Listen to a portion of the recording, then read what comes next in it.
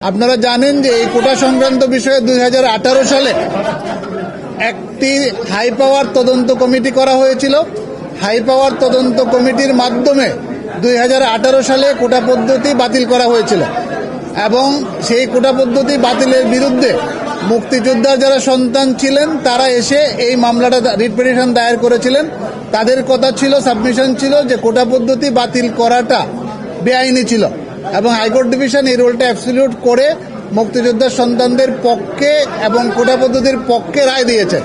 সেই রায়ের বিরুদ্ধে সরকার পক্ষ বাংলাদেশের মাননীয় অ্যাটর্নি জেনারেল আপিল দায়ের করেছিলেন।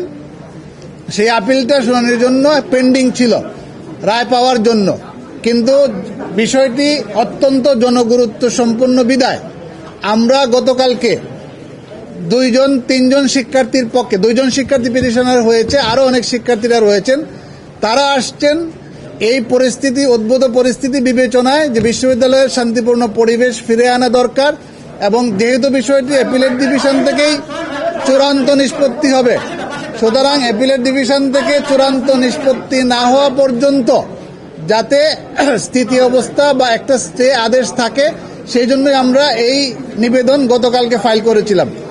মাননীয় জাজ ইন চেম্বার গতকালকে আজকে এই ম্যাটারটাকে ফুল কোর্টে ফিক্স করে দিয়েছেন। আজকে ফুল কোর্টের মাননীয় প্রধান বিচারপতির নেতৃত্বে সকল বিচারপতিবৃন্দ উপস্থিত ছিলেন।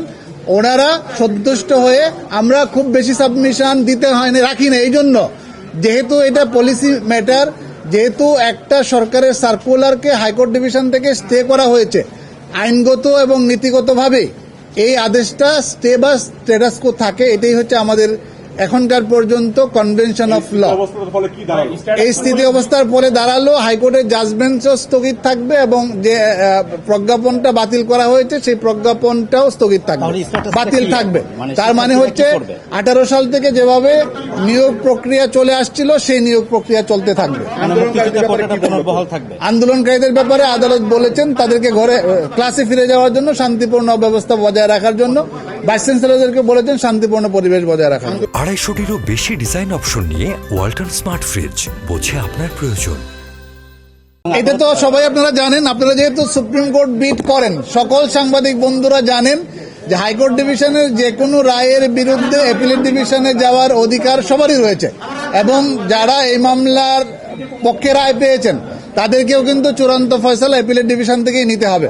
অ্যাপিলেট ডিভিশনের আরো একটা ক্ষমতা আছে, সেটা হচ্ছে হাইকোর্ট ডিভিশনের রায় হয় বাতিল করতে পারবেন অথবা চূড়ান্ত বহাল রাখতে পারবেন এবং 104 ধারা অনুযায়ী মাননীয় প্রধান বিচারপতি এটিও বলেছেন যে ওনারা কিন্তু এটাকে সংশোধন করে একটা সংস্কারমূলক নির্দেশনা দিতে পারবেন অথবা আরো হাই পাওয়ার কমিটি গঠন, যে কোনোভাবে অ্যাপিলেট ডিভিশন নির্দেশনা দিতে পারবেন এবং বিষয়টি যেহেতু আদালতে আসছে, এখন আদালতের সিদ্ধান্তই চূড়ান্ত সিদ্ধান্ত হবে।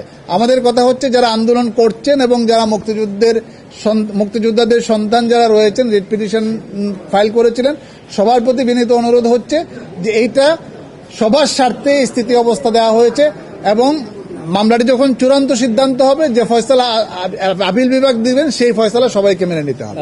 স্থিতি অবস্থার ফলে যারা আন্দোলন করছে তাদের কাছে এখন মেসেজটা কি, তারা এখন কি করবে, একটু ক্লিয়ার করবে, তাদের জন্য বার্তাটা কি একটু যদি আরেকবার বলেন।